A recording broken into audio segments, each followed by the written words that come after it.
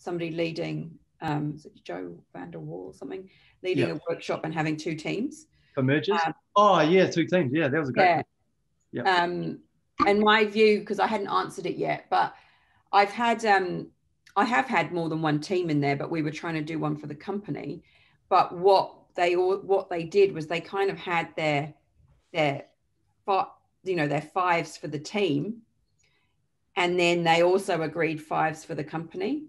But I think in a workshop setting, you can, but it's quite, what you do is you dilute maybe. But what you would just do is you would just get them almost building their canvas. It's just as a facilitator, you're facilitating kind of 2 different conversations. So you probably need a co-facilitator. But I was interested to know what you think, because as you're going through it, people are coming up with their ideas, which often are similar, but they're bespoke to their team.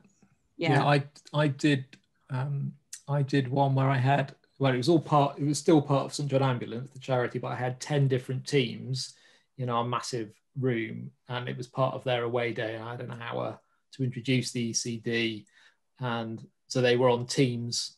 There were 10 teams, and they were on separate tables. Their management teams of each team didn't have enough decks, so each table got a deck, and again, it was trying to take them through. So they were doing it as their own team, using 1 deck chucked out on the table, trying to run through the process quite quickly. What your top 5, so they were doing it like that, using post-its.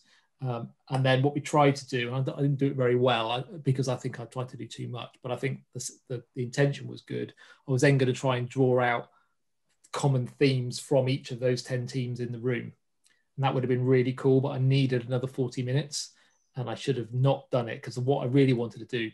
And that was the real thing for me. It was like, I was trying to go, look, you 10 different teams that don't work very functionally together. We're doing some cool stuff as a team, but I really want to pull out that actually there's commonality, because I was gambling that there would be, and it got a bit messy. But I think that's still a good workshop. Yeah, it's just the logistical. I think what you could do is you could almost get each team to have a canvas that they build themselves, and the facilitator, you're facilitating them through it. And then they could do a show and tell on each table.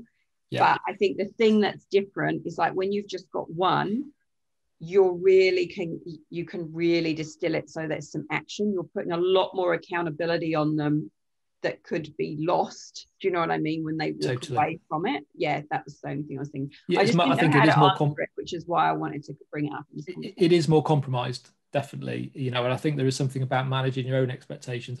If I was doing that in a big corporate, in an ideal world, I'd have 9 other facilitators. I'd have 9 pro riders with me, and I'd charge them a fortune, and we'd be there for a couple of days, and that could be really cool. Yeah. Each of your tables has got your own pro rider facilitator or something.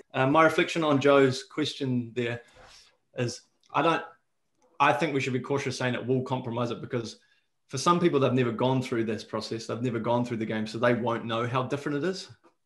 You both have gone through this game at an unbelievable detail, at an unbelievable depth, and created really profound moments for specific teams. But I don't think that means that you still can't have a really great experience in a room working simultaneously, like you said, Steve, with how you ran it, especially if the people have never used the game before. So I think it can be done. I think you've almost proved that it can be done, Steve, by your story talking about how you did it with St John's there.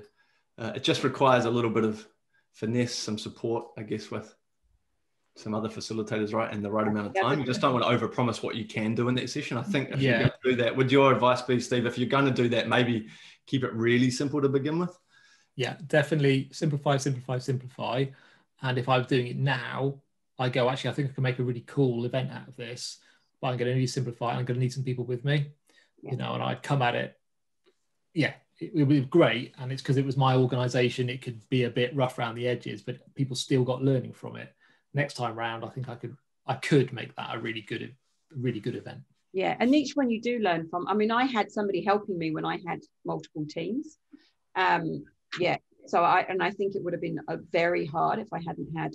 I mean, they weren't I was doing the facilitation, but they were going around the groups. They were helping. You know what I mean? So it was like,